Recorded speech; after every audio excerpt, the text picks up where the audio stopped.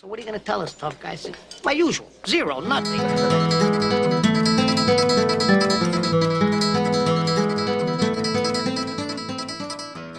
Well, rock and roll, but mate, it's I'm glad to reschedule. We were saying just before we hit record that we had scheduled last week, and obviously, for those who don't know you, you're in the ASX day trading world, and you were saying to me you got a little bit of a history when it comes to lining up a podcast and day trading. So it was a bit of a nicer day for you today than what we had scheduled last week, hey? It wasn't. I felt like my head was on my shoulders. Like, let's put it that way. Last week, my head definitely fell off my shoulders. Could have been mistaken for having a pumpkin for a head.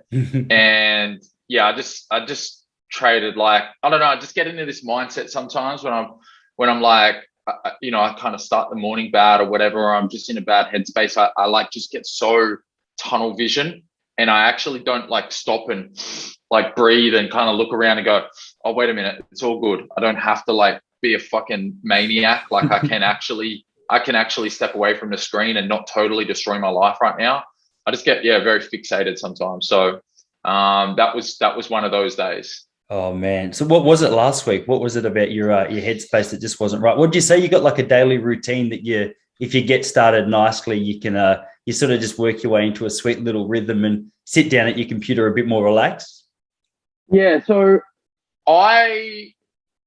that's definitely been a philosophy I've had for the last, say, like 18, 24 months. I've really tried to focus on that part of my life, the morning, starting the morning right, good morning routine. There's been a bit of learning that I've been doing lately, and some videos that I've watched by a guy named Alex Hormozi.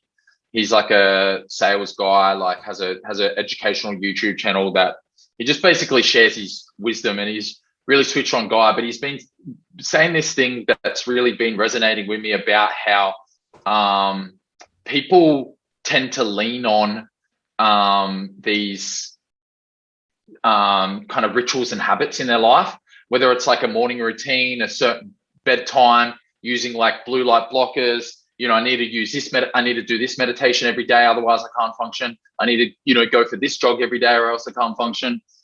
I need to have this diet, whatever. People have these like rituals and behaviors and habits that they need to do, like whether it's a coffee in the morning or a beer before bed, a joint before bed, whatever.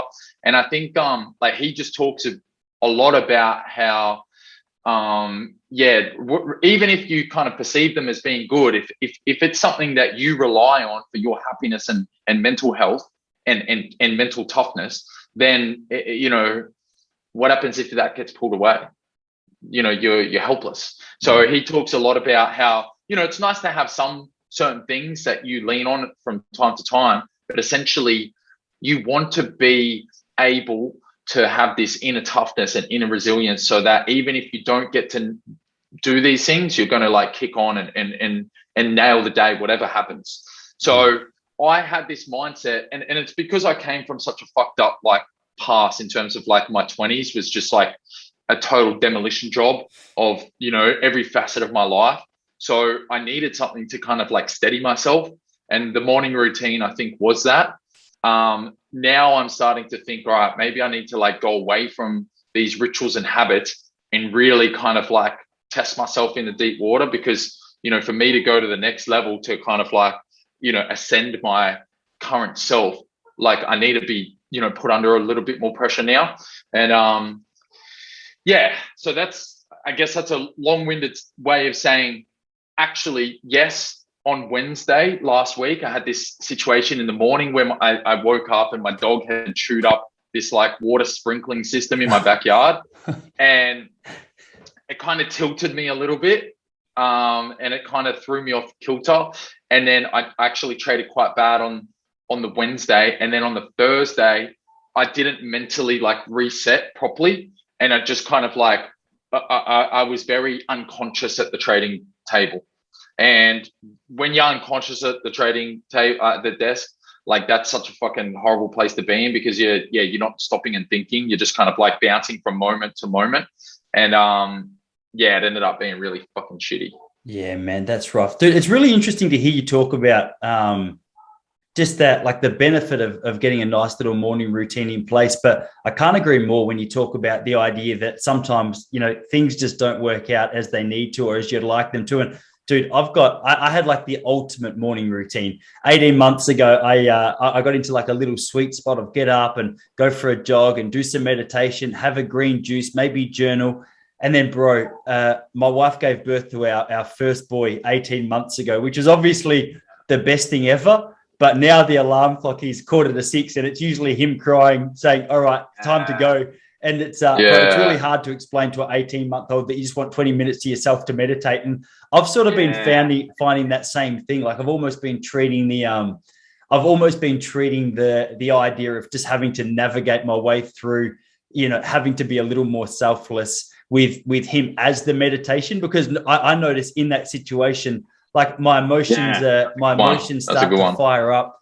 I start to get frustrated and start to get a bit shitty about the fact I can't have it all my way.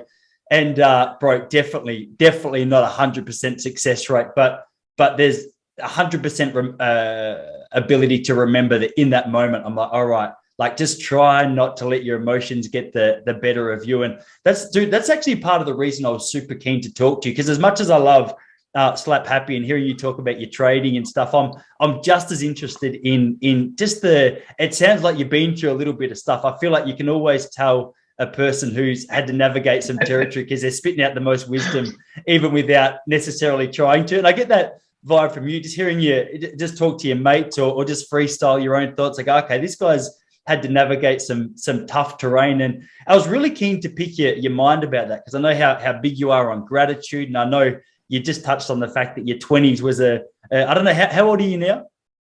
I'm 33. 33. I'm 34, bro. Yeah, so similar sort of territory. But it is interesting, man, like that idea of trying to navigate some tough times. I assume there might have been a little bit of history there, but I'd love to, just as a little bit of a foundation, just to get to know you a bit more as well, man, like to understand where that appreciation for that mindfulness, that gratitude, that journaling aspect of your life has sort of stemmed from.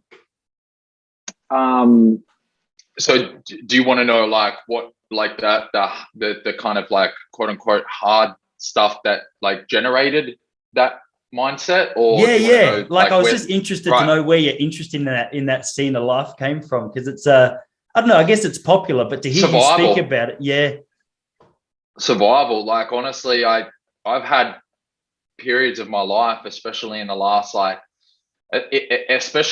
5 years, where I've like looked at myself in the mirror, or not being able to look at myself in the mirror and gone, holy shit, like you're destined for like loneliness. You're destined for, you're destined to be broke. You're destined for like, just my self-worth. My self-worth has been like, so low at so many times in the last 5 years.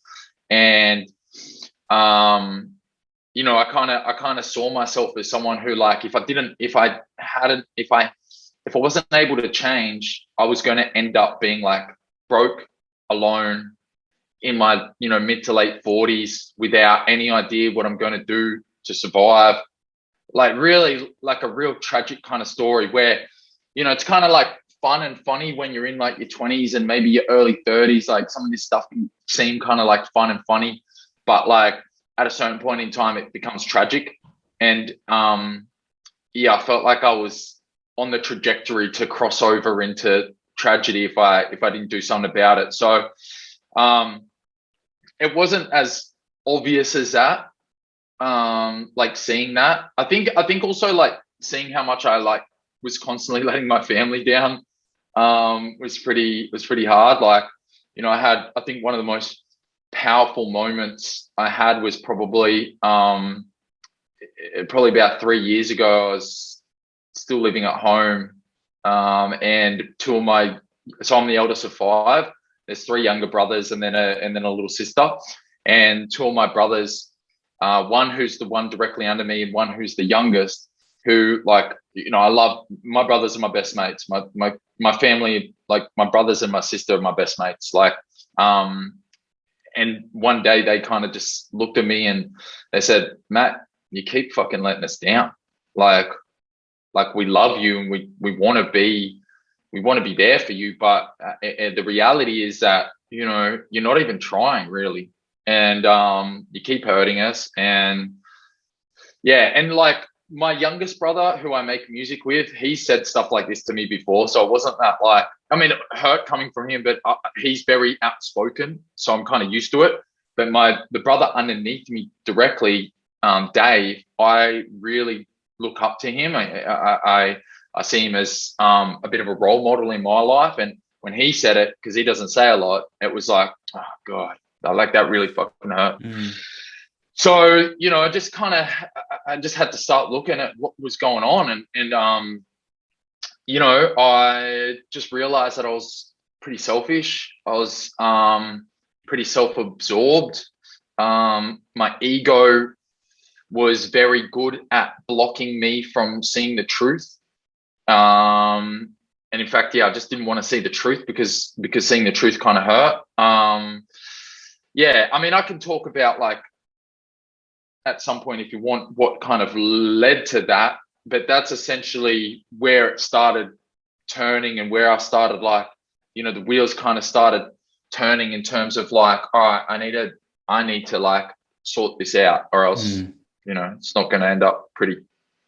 Yeah, man. Yeah. So what was like, if you're happy to talk about it, what was it like when these guys are pulling you aside and going, hey, like what, you're letting us down, man? Like what's going on in your life? It's funny, bro, because the trading world's interesting, and I know I'm sure you'll appreciate this, but I'm on a chat group just online. I'm trying to navigate my way through that. I'm very new to it. You know what I mean? I'm mostly just tuning in to these guys, but I know your reputation amongst a lot of the Australian traders. They really look up to you and admire you, and maybe there's some jealousy about what you've been managed to achieve. And it's kind of, when I hear people speak about you from the outside, it's always with a little bit of like awe and an element of respect for what you've been able to do in what seems like a fairly quick time in the world of trading. And I'm always fascinated when you actually get to have an honest conversation with someone and they go, hey, no, actually, like looks great, but there's still territory I'm trying to navigate. There's like, bro, you should hear the foundation of where this was built from. So I guess that was my curiosity, especially at the start of the conversation, man, just to find out like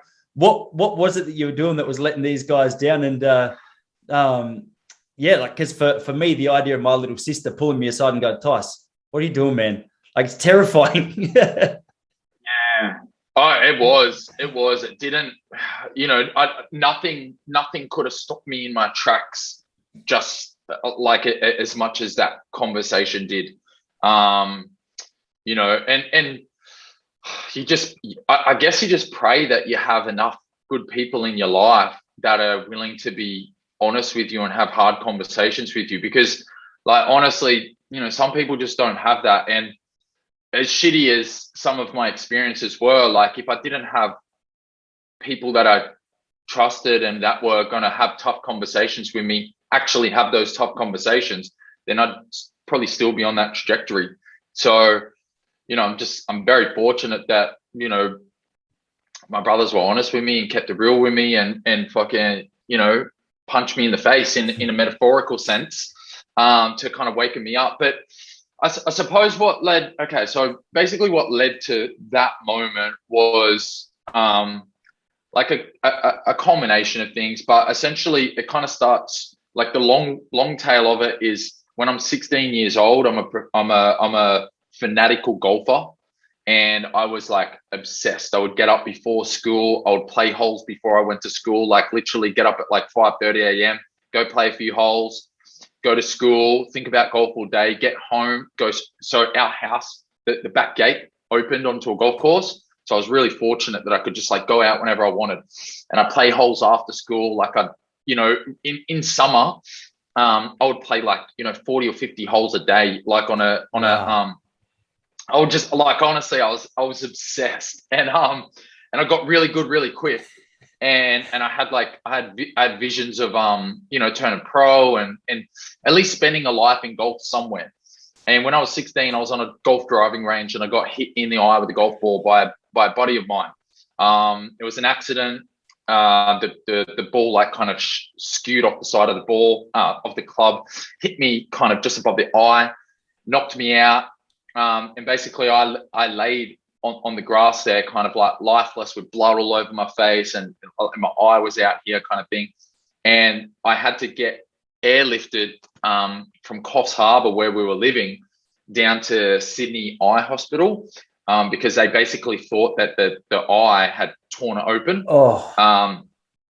And yeah, what a shit shot. Yeah, it was. Honestly, if you knew where I was standing in comparison to him, you'd be surprised how I actually got there. Like it defied all kind of logic for a ball to hit me where I was standing.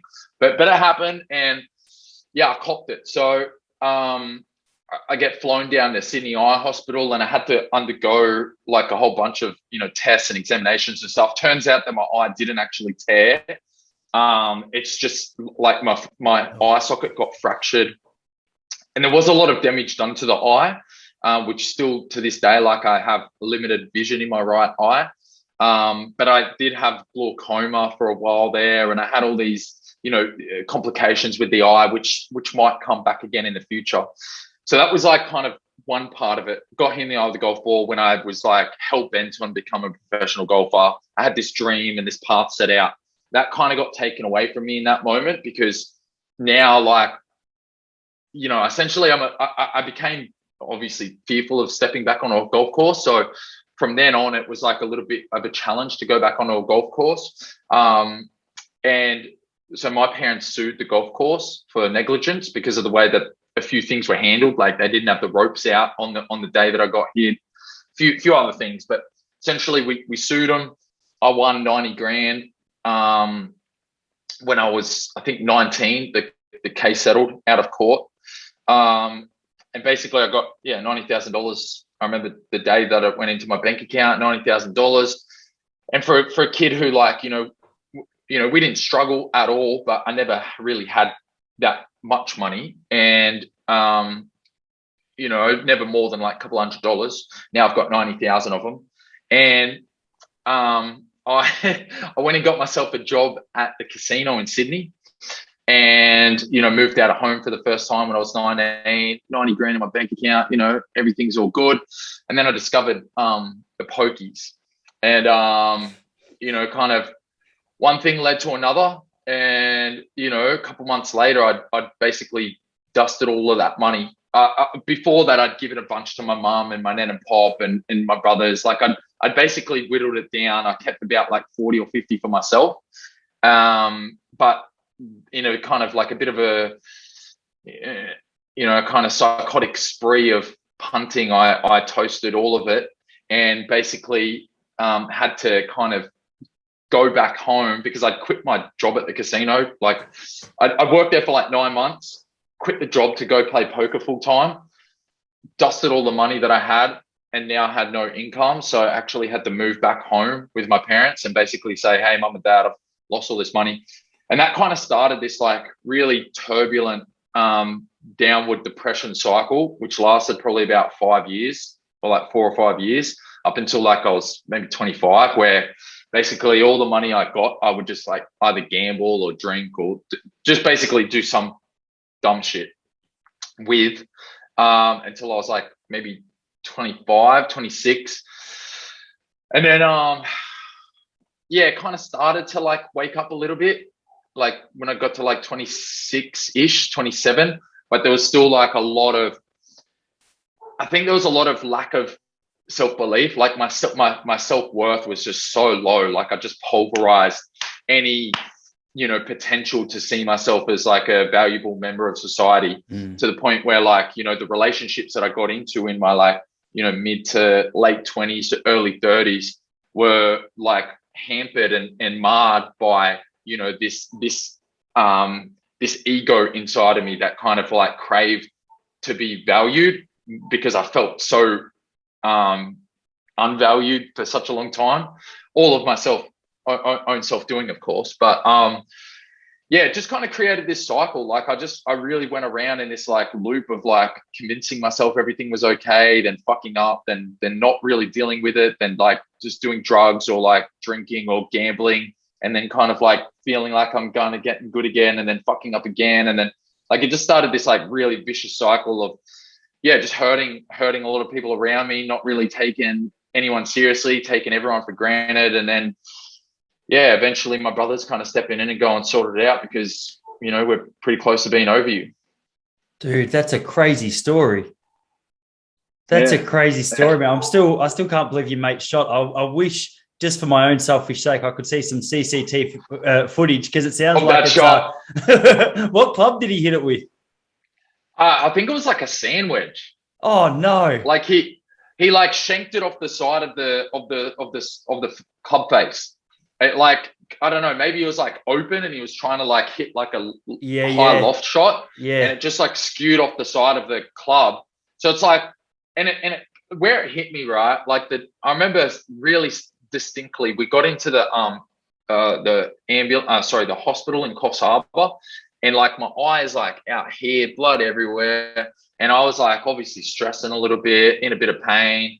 And the nurse kind of took me and my mum and dad aside and she was like, you have no idea how lucky you are. Like an inch, like, no, not even an inch, like a centimeter or two to the right, I'm probably dead. A centimeter or two to the left, and I'd 100% lose my eye. It like hit me flush kind of on the bone there. So it kind of, my eye socket absorbed the impact. So I didn't have to lose my eye. And I, didn't have to die, which is also pretty cool. Bro, I'm such a pussy. I'm such a pussy. Hearing you say this story, I'm trying to keep a straight face just so I look pretty for the cameraman, but it's a tough gig. That's it definitely makes me squirm. It's interesting hearing you talk about your obsession as well for golf, just to sort of to track back to what you were saying there. That's one thing I've learned. So, man, just for what it's worth, about 12 months ago, I got interested in the world of day trading. Like, it started literally just with pretty much Googling what's a stock and just trying to figure it out from there. But man, I was it fascinates me just talking to people who are in the scene now, especially people who are doing it well. So, actually, as a golfer, you probably know this, but my inspiration to get into it. So, a good friend of mine. Her name was originally Emma Baddeley. It's Aaron Baddeley, the golfer's sister, and his dad is a gun golfer, is a gun golf coach, but he also happens to be a gun trader, day trader. And I started speaking to him. Now I think he trades forex, I think, and I started speaking to him a little bit, and because I got to his house, man, he's got the 6 screens set up, like super clean office, just a pretty looking little room. And I was I had no idea what was going on. I was having a chat to him, and he started just breaking down what he loves about trading. And he was saying to me that what was interesting to him is what he loves about golf is that constant attention to detail, just that there's like infinite room for improvement. When you think you've just nailed it, you can go out next round and have an absolute stinker. And vice versa. He goes, some days you can just go out and it blows your mind. Everything just clicks. And he was just breaking that down. He was drawing comparisons. And my background's middle distance running, man, which is obviously not as technical in terms of the skills you got to learn, but the appreciation for the discipline, the hard work, the adjustment, the rest, blah, blah, blah. I thought, man, there's some interesting comparisons that you're making to golf and trading as what I can see between running and trading. Totally. So it's always interesting, man. Like there seems to be a real OCD mindset, which is quite common in the world of trading from what I've learned. And as you're talking, I go, hang on a second. I feel like you fit in nicely into that category, which is obviously when it's harnessed and controlled a pretty powerful tool to have at your disposal.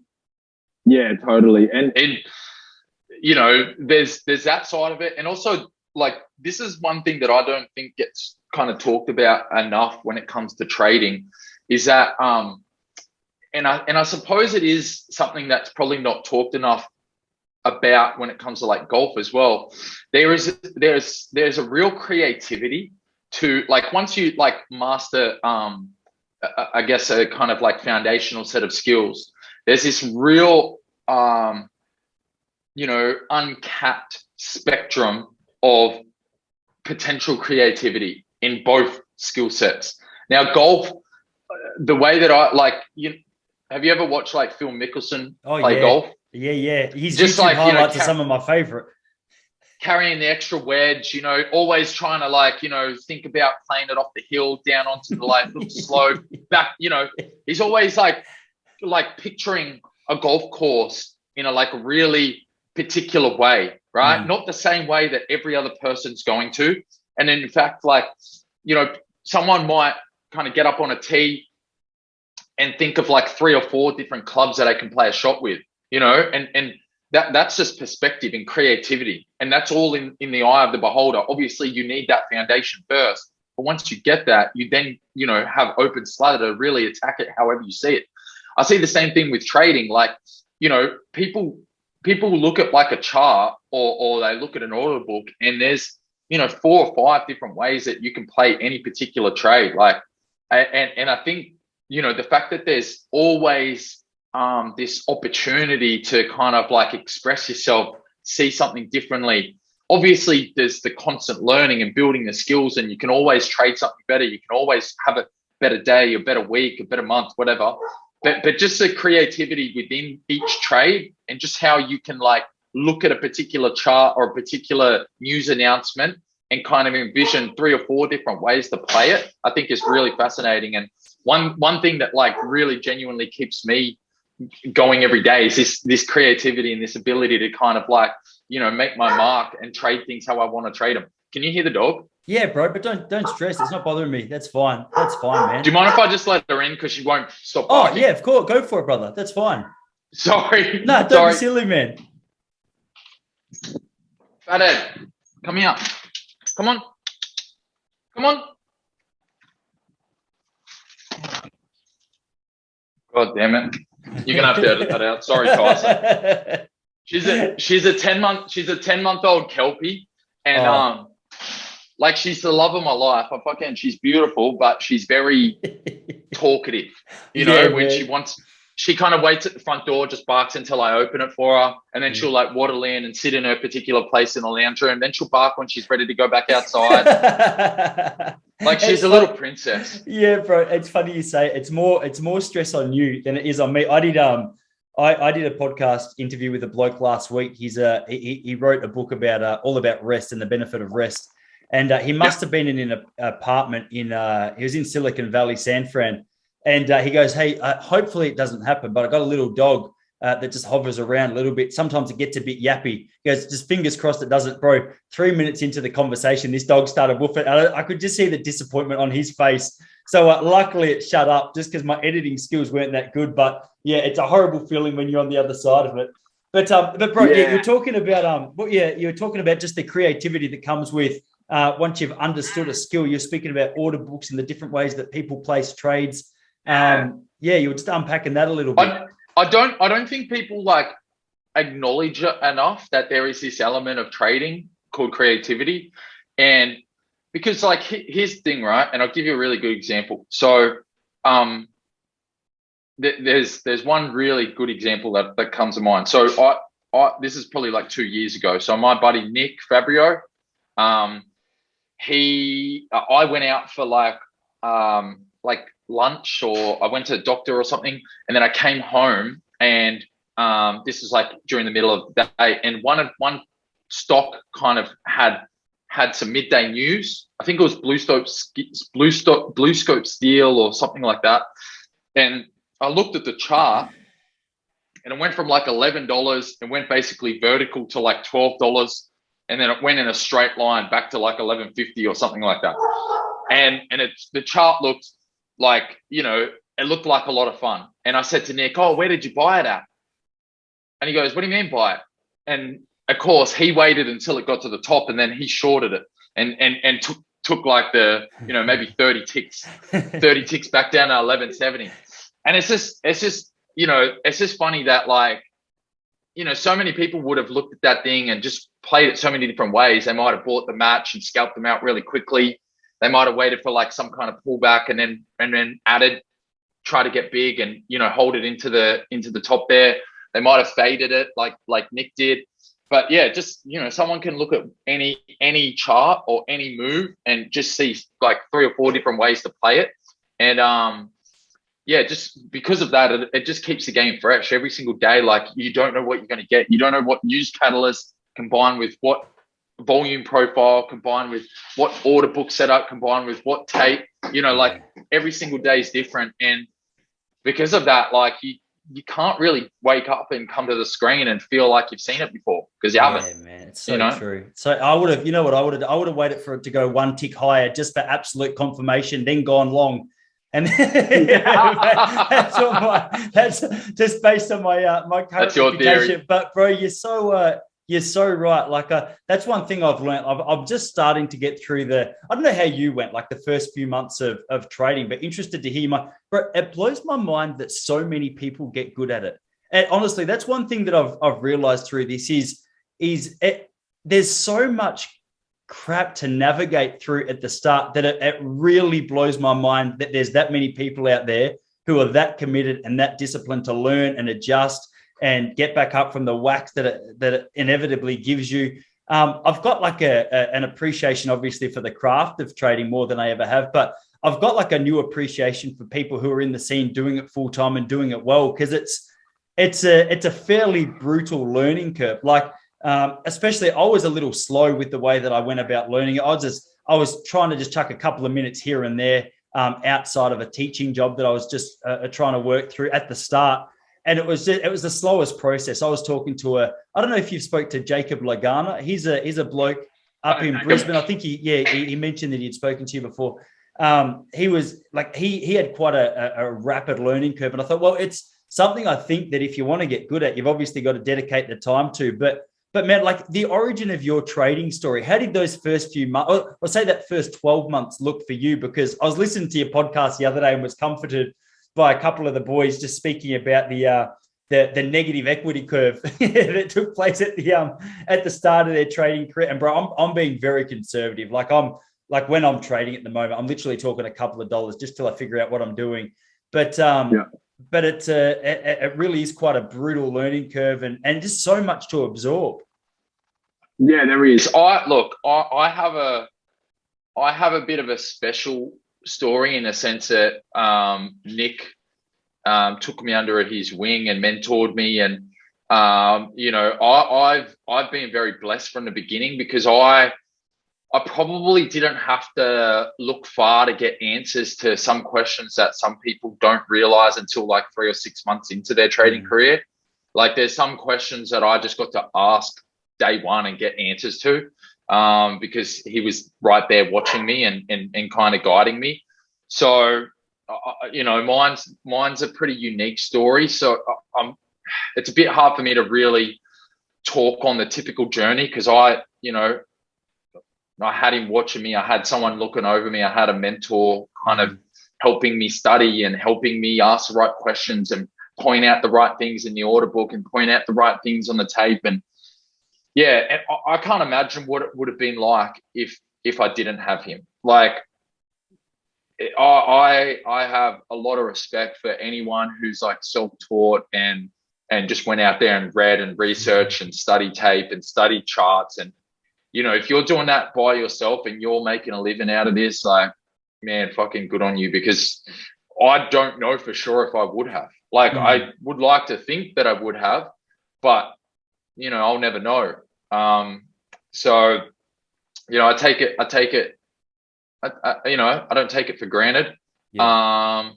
But yeah, mine's a very unique story. My equity curve was like, essentially I went the first, I think, 2 years without a red month. Like yeah, bro. Far out. I'm not showing you my first couple of months then. That's incredible, isn't it? I went 2 years. Like I think my first 2 weeks were red. And then every month, basically, since every full month I've done, because I did the last week of August 2018. Last week of August 2018 was when I started, last week of earnings season.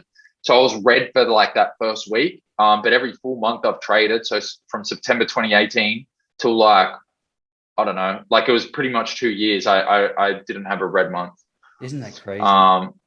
Yeah. And like there were some months, like for a big chunk of the first like 14 months, they weren't huge wins. I'm talking like I might be up $300 for the month or $500, $1,000 for the month. Like I'm not making a living off that, but yeah, I managed to stay green every month for pretty much 2 years, which, I'm pretty happy about that. Yeah, bloody oath, man. It's interesting. Like, even despite the fact you got a bloke like Nick in your corner looking over your shoulders, like it's still like what I've learned to appreciate, I guess, a bit about it is just it's incredible. I've always called myself a relatively disciplined person, like to sit down at the computer and go, okay, well, I just bring the discipline from the rest of my life into here. And I was listening to your podcast a while ago, and you were speaking about how sometimes, like when you're under pressure, you can get super gambly. And I was like, wow, like what a perfect description, man. Like, there's so many times I'm like, all right, if I just press buy enough, like eventually one of them's going to pay off. And you speak about the that tunnel vision that you can get sometimes, and like the inability to think logically. I reckon I'm at the point now where I've started to just witness a couple of those little mistakes in myself. But in terms of, I've heard you speak about some of the losses that you've had to navigate, not necessarily on a long term, but maybe like a daily loss or a couple of days of negative loss. And I'm really interested just to know how much of, like, as I've already said, like your mindset around the difficulties in your life it seems pretty obvious that you've got a good grasp on how to navigate those periods, whether or not it feels like that all the time. But for yourself, like if you're having a little red run for a while, you're starting to feel a bit out of shape, bit out of whack. Like, how do you navigate that time? Because it's a frustrating experience. Hey, when you close down the computer, you had a little bit of a loss. You're like, oh man, like made some silly mistakes. What not a wasted day, but a frustrating day. It can be a hard time waiting 24 hours to jump back on and have another crack. Yeah, to kind of well, I guess this is the important part, is that you shouldn't be trying to think about trying to make up for yesterday. And that's something that I do kind of can get myself into trouble with sometimes, trying to make up for yesterday.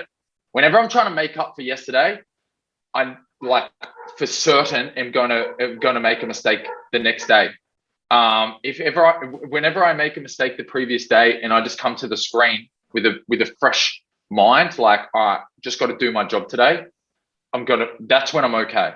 In terms of like, dealing with the loss though, like I did speak about, the first 2 years, pretty much green every month, the first 2 years. I did, however, go this year through like I think 7 months I was in drawdown. No, 6 months I was in drawdown. So like not making any money basically for 6 months, just burning through my savings. Just really trying to recalibrate, I guess. And it was really, really challenging. It kind of like ranged from like, oh my God, I can't do this, I'm going to quit. Oh no, I never thought I was going to quit, but like, oh my God, I can't do this, to I got this. I just need to, focus on the one trade or one day, right? Just like kind of like shorten my focus, do one thing right, and then do another thing right. But then, start with this one. So it kind of ranged from, both of those. Like, there were days where, I really thought, fuck, I'm just like, this maybe ain't for me. But then there were days where I really just felt resilient and just kind of like, I think the key is to just focus on now. Like anytime that I would like poke my head up and look at like project into the future, like, oh, what if I don't make any money for the next 3 months? What if I don't make any money for the next 6 months? Whatever. Oh, I have this like tax bill coming up next May. Oh, what if I don't have enough money to pay the tax bill? Like when I start, I've got to go to back to Sydney for Christmas to see my family. What if I can't, pay for that? When I start thinking about those things, that's when the pressure comes, and that's when the bad trading really comes. It's whenever I wake up in the morning, and one thing I've been trying to say to myself lately is, are you proud of your effort today? Are you proud of your effort today? If I can leave the screen and I can look at myself and go, do you know what? I was proud of my effort today. That's it. It's, I'm not asking how many trades I took, how much money did I make, what size did I get on? I'm not asking any of that. Just, was I proud of my effort today? And if I can answer yes, then I've traded well. And if I can just answer yes to that enough times in a row, then I'm going to be successful. That's and yeah. And I just feel like, whenever, bad things happen, whether it's drawdown, financial loss, any kind of loss really, it's the projection into the future that really stunts your growth. Yeah. Because you start thinking about like, oh, well, what is the ripple effect of this moment? How's it gonna change my life in 6, 12, 18 months? You start like, because I'm 33 now, like I'm with my with a girl, we've been together 3 years, and all my friends are like either having babies or getting married or whatever. And so I've got to start like kind of thinking about those things. But those things right now stress me out because I don't feel like I'm financially secure enough to start a family. I mean, you kind of never are, but and when I start to think about those things, like pop my head up, look at the future. Oh my God, I need to, have a kid and get that's when I start stressing out. Like, oh my God, I don't have enough money. Da, da, da. But then I like pop my head back down. All right, Matt, you just got to fucking be proud of your effort today. That's it. Yeah. That's it. Yeah. What is it like when you're asking yourself the question, like, was it a good effort today? What things are you taking into consideration? Like what comprises a good effort? So in a trading sense or yeah. Well, specifically to sort of, just that question that you're asking. I think you were speaking about trading, were you? Like when you were saying, like, was it a good effort today? Yeah, I was interested to know just what that means to you. Like how do you know? Yeah. So I know that I'm proud of my effort if I haven't traded a lot of tickers. So like if I've only traded like 1 or 2 names, it means I've been decisive but disciplined. It means I've been intentional. Even if that one trade is a loss, like Friday last week, I took one trade, $300 loss, but it was the right trade. So like I was proud of that effort, So for me, it's not about win or lose. It's not about red or green. It's about just, was I proud or was I not proud? And proud to me is like, did I trade stuff that was in my wheelhouse? Was I disciplined with my entries and exits? Did I see money on the table and scalp straight away because I knew that, like, I was happy to take a little piece of the pie instead of like, sometimes when I'm like in a bad mindset, I try to go for like home runs all the time. I'll like get really big in a position and then kind of hope to like hit it out of the park, hope that it kind of like goes to the moon and I'm riding it the whole way. Like that's when I start trading bad, when I start thinking like that. When I start like scalping and really just like taking my chops and taking the money that's on the table, that's when I know I'm trading well. So when I do that, I'm proud of my effort. If I scalped, if I traded few names, if I traded within my wheelhouse, if I didn't kind of like trade, if I didn't give back in the afternoon, like generally, like if I make money in the morning, I have a tendency sometimes to give it back in the afternoon. So if I don't do that, I'm proud of my effort. Yeah, awesome, man. Awesome. No, that's really good. That's helpful. In terms of like, it's so funny, man, that this is like, it's literally one part of your life. You know what I mean? Like, I think in the scene that I've sort of heard your name from, it started with the trading world, but it's interesting because obviously you got your world of music as well. And I've seen a couple of new film clips being recorded just the last couple of days. Looks like an exciting time, but I'm always curious to know, like with I heard you say again on your podcast that like if did I trade today? Did I work on music today? Good. Like what's next? Is that the sort of structure? Is that the focus for most of your days? Because if you're spending so many hours behind the computer doing your trades, and then obviously got your whole other career. I don't know what you see yourself as more. Like if you've got a bias towards, like you call yourself a trader. I saw your Instagram handle, which just describes it nicely. You know what I mean? Like ASX day trader. Can't remember it now. I froze. By day. Yeah. By night. Yeah, perfect. Is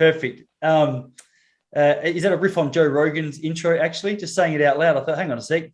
Joe Rogan podcast by day. What does he say? What is it? Train by day, Joe Rogan podcast by night. I don't know. I just as I said it out loud, I thought this sounds familiar. But bro, so you closed your computers down, and then what is it? It's time to focus on music. Like, are you writing? Are you like what does that balance look like? Because my world here, bro. You're in Melbourne, aren't you? Yeah. Are you in Melbourne? Yeah, I was in Melbourne a while ago. So I'm up in Brighton. Queen. Oh, beautiful, bro. Yeah, nice down there by the water. I'm around the other side. I'm in Queenscliff. Don't know if you know it, a bit past Geelong. But once I finish trading in the day, I'm usually going down to Melbourne to do a little bit of stand-up comedy in the evening. So there's obviously there's writing, there's listening back to last night's set and making edits and adjustments and finding out what was funny and what was rubbish and where did you bomb and where did you kill. And when I hear people speak about music, like that creative outlet, I get similar comparisons or similar vibes hearing people speak about comedy. So I was just curious to know how you balance the two worlds. Like, how do you balance the time? How do you balance the energy? So are you currently doing stand-up in Melbourne? Yeah. Have you been performing like since everything opened up? Yeah, bro. Yeah. So last night I was at a little place in Brunswick called Red Betty, which is just like it's just like quite a small little club. There's probably 30 people in there. But I'm down there. I try and do. How'd you go? Last night was good, actually. It was quite good, man. So it was dude, I don't know how familiar you are with the comedy scene, and it's funny, man. Like you can have good material, you can have great material. I was going to say this to you before when you were speaking about like how was your effort? Because the same question can be asked with comedy. You can get up on stage sometime and you might do the same set that you did last night, and last night you killed. And then you get up, you do the same set with a slightly different energy in a slightly different room, and bro, it can just fall so flat. And there's so many different variables that you're trying to navigate. Obviously, it's like, all right, was my energy there? Was my material good? Was I too blabbery? Was it the right material for the room? Like, what was the mood of the room? And there's a lot of reflection.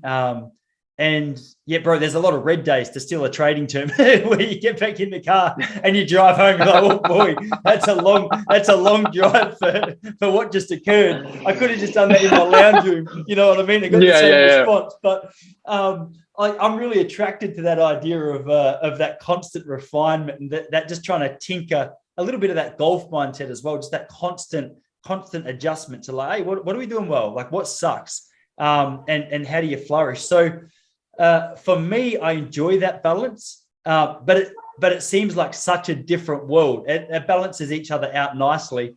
Totally. But that was one thing I was curious about, just in your world. Like you're doing both of them at a high level. Yeah.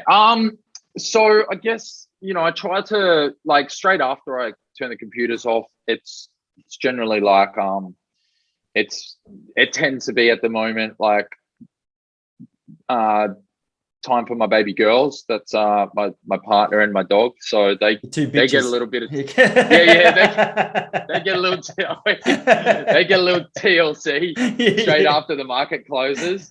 I look after the girls for a little bit, and then generally like me and Ness will go to the gym, and then I don't really kind of sit down to like work on music until like 7 or 8 in the evening, after I've done like my homely duties, whatever, like clean the house, make dinner, shopping, whatever occurs between like kind of 4:30 and 8, and then it's kind of like after dinner, like 8:39, I'll probably sit down at the computer and just go, all right, well, what do I got to do? Basically, like there's a whole bunch of stuff within the scope of where I'm at as a musician, as an artist. I might be writing, might be recording, I might be editing a video, I might be setting up Facebook ads, I might be editing a podcast, might be there's just a whole bunch of stuff that kind of encompasses, like, because I'm trying to basically have all the hats on when it comes to, like, if you think about like a traditional kind of artist, like 20-30 years ago, they had all these different things, like different skill sets plugged into the actual creator, the musician, like booking agent, touring agent, graphic designer, manager, publishing, record label. You got all these things that are plugged in. Like nowadays, if you're an independent artist, which like most of us are, I mean, you always kind of had to be all these things, but now you can actually be all these things. You can do the PR, you can do the advertising, you can do the video, you can do the graphic design. So basically, I just kind of like get behind my computer and I figure out like, what do I got to do? Basically, like, what do I have to do to kind of like just move the needle forward a little bit. Then I spend like a couple of hours doing that and then go to bed really. So it's nothing like specific. It's just really whatever's happening at this time. So the last 6 months, I've been writing this EP with my brother. So every night, I would sit down at the computer and either like work on verses, record verses, start preparing like bios and EPKs and either editing videos or just creating social posts and stuff like that. So yeah, just basically try to get a little bit of just a little bit of work done so that the same thing, that I feel like proud of my effort. Like as long as I can like move the needle forward, as long as I know that I've like sat down and put some attention in, and I can go to bed happy. Yeah, that's awesome, bro. Did you happen to listen to Jules' interview on Joe Rogan? Jewel, like the pop artist. Bro, this is so random. But so I hadn't heard of Jewel since like 1997. And the other day I got a message from a mate randomly. He's like, bro, have you heard the Jewel episode yet? I go, Jewel? What are you talking about, Jewel? No, I'm not going to listen to it. Like I saw it there and I was just going to skip. And so I didn't really think much of it. And then about 24 hours later, another mate messaged me. He goes, Tice, you got to listen to the Jewel episode, like the best episode I've heard. I thought, hang on a sec. Like what's going on here? Exactly my thought.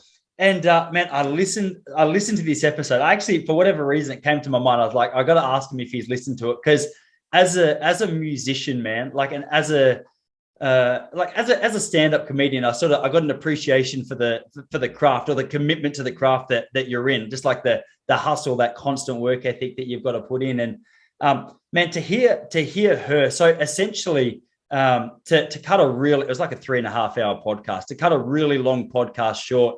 It looks at her origins as a musician.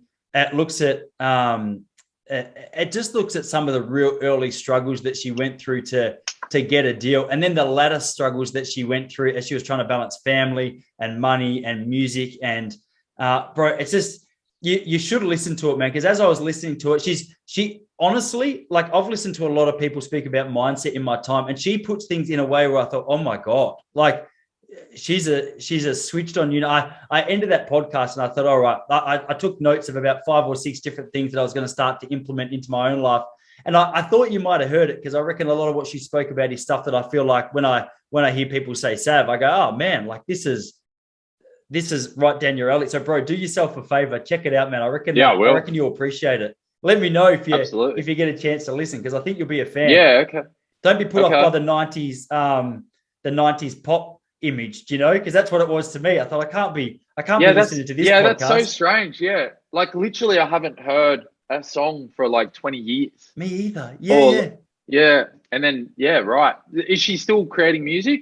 But bro, so this is what's cool about her. So she's still creating music. Can you hear me okay, by the way? Yeah, got you good.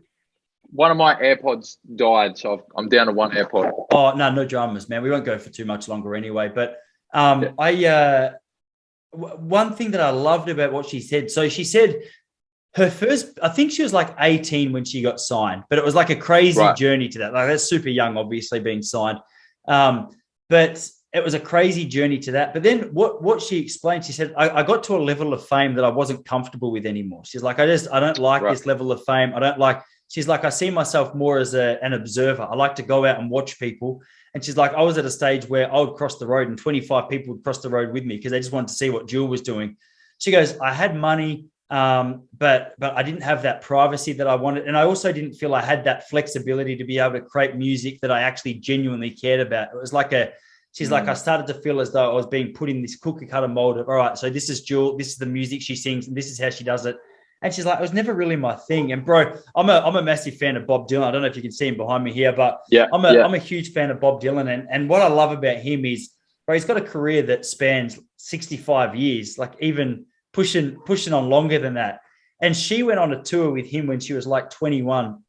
And and for her, she was speaking about how he changed the whole image of what she thought the music scene was. So she didn't just want to be this like hot to the top and then just disappear. She wanted to be someone who was around in the game for 60 years, but more than that, created music that she wanted to create, not what she felt her audience was expecting of her.